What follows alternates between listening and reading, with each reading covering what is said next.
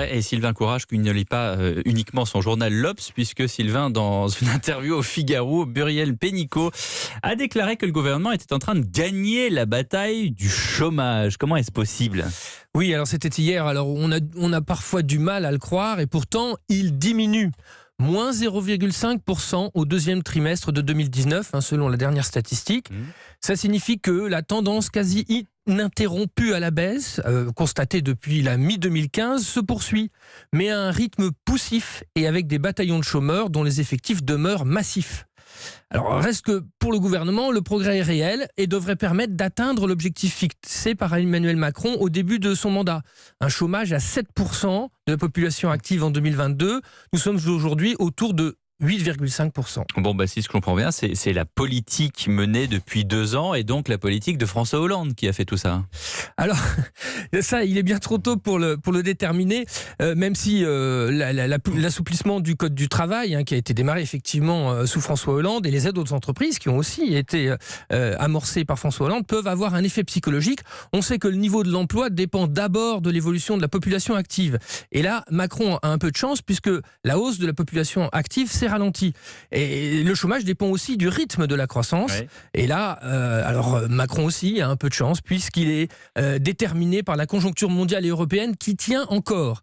Elle tient encore grâce à la politique monétaire de la BCE, qui soutient tant bien que mal l'activité. En pratiquant des taux plus bas que ça, tu meurs. Mais alors, est-ce qu'il peut quand même remercier son prédécesseur ? Oui, il devrait le faire, mais il ne le fera jamais.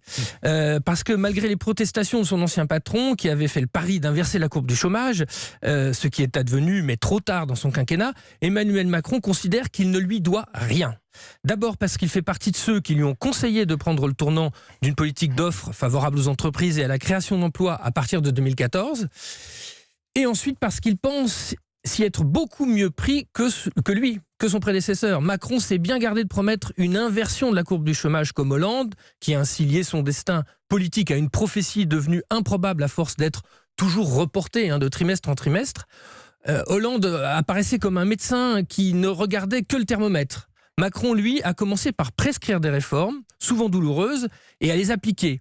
Alors le dernier exemple en date, c'est le durcissement des règles de l'assurance chômage, dont Nicole Pénicaud a annoncé que... Muriel Pénicaud. Pardon, Muriel Pénicaud. Nicole Belloubet, mais c'est pas la même voilà. Muriel Pénicaud a annoncé qu'elle serait appliquée en novembre prochain.